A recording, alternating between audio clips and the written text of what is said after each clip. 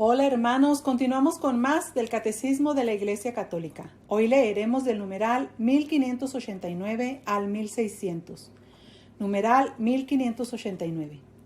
Ante la grandeza de la gracia y del oficio sacerdotales, los santos doctores sintieron la urgente llamada a la conversión con el fin de corresponder mediante toda su vida a aquel de quien el sacramento los constituye ministros. Así, San Gregorio Nacianceno, siendo joven sacerdote, exclama: es preciso comenzar por purificarse antes de purificar a los otros. Es preciso ser instruido para poder instruir. Es preciso ser luz para iluminar, acercarse a Dios para acercarle a los demás, ser santificado para santificar, conducir de la mano y aconsejar con inteligencia. Sé de quién somos ministros, dónde nos encontramos y a dónde nos dirigimos. Conozco la altura de Dios y la flaqueza del hombre, pero también su fuerza. Por tanto, ¿quién es el sacerdote? Es el defensor de la verdad. Se sitúa junto a los ángeles, glorifica con los arcángeles, hace subir sobre el altar de lo alto las víctimas de los sacrificios, comparte el sacerdocio de Cristo, restaura la criatura, restablece en ella la imagen de Dios, la recrea para el mundo de lo alto y para decir lo más grande que hay en él. Es divinizado y diviniza. Y el santo cura de Ars dice: el sacerdote continúa la obra de redención en la tierra. Si se comprendiese bien al sacerdote, en la tierra se morirían no de pavor, sino de amor. El sacerdocio es el amor del corazón de Jesús. Resumen. Numeral 1590. San Pablo dice a su discípulo Timoteo: te recomiendo que reavives el carisma de Dios que está en ti por la imposición de mis manos. Y si alguno aspira al cargo de obispo, desea una noble función.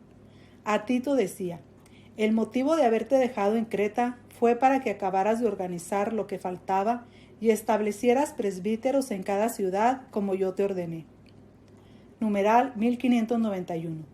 La Iglesia entera es un pueblo sacerdotal. Por el bautismo, todos los fieles participan del sacerdocio de Cristo.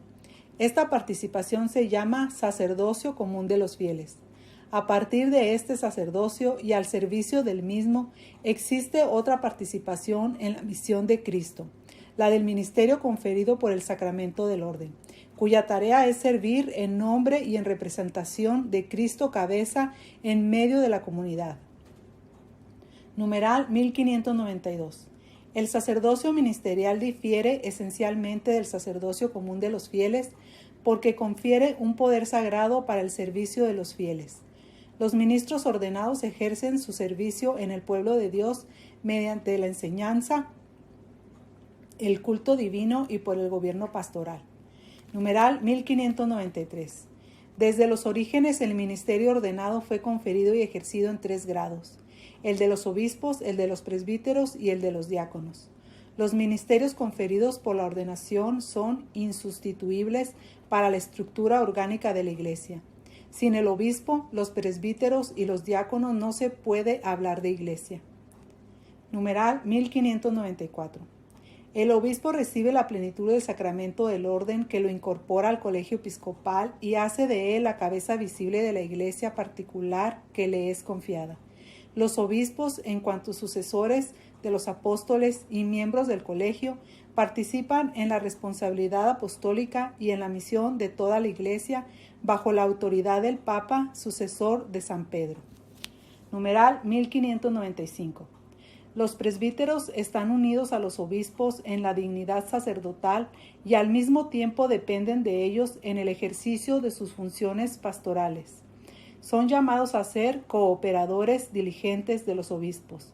Forman en torno a su obispo el presbiterio que asume con él la responsabilidad de la iglesia particular. Reciben del obispo el cuidado de una comunidad parroquial o de una función eclesial determinada. Numeral 1596. Los diáconos son ministros ordenados para las tareas de servicio de la iglesia. No reciben el sacerdocio ministerial, pero la ordenación les confiere funciones importantes en el ministerio de la palabra, del culto divino, del gobierno pastoral y del servicio de la caridad. Tareas que deben cumplir bajo la autoridad pastoral de su obispo. Numeral 1597.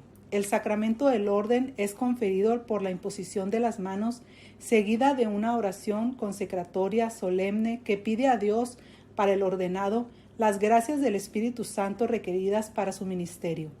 La ordenación imprime un carácter sacramental indeleble. Numeral 1598. La Iglesia confiere el sacramento del orden únicamente a varones bautizados cuyas aptitudes para el ejercicio del ministerio han sido debidamente reconocidas. A la autoridad de la Iglesia corresponde la responsabilidad y el derecho de llamar a uno a recibir la ordenación. Numeral 1599.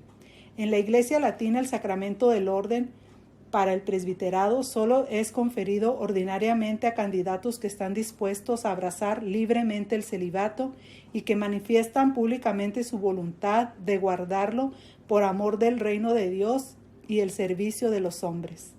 Numeral 1600. Corresponde a los obispos conferir el sacramento del orden en los 3 grados. Por el momento es todo, hermanos. Dios los bendiga.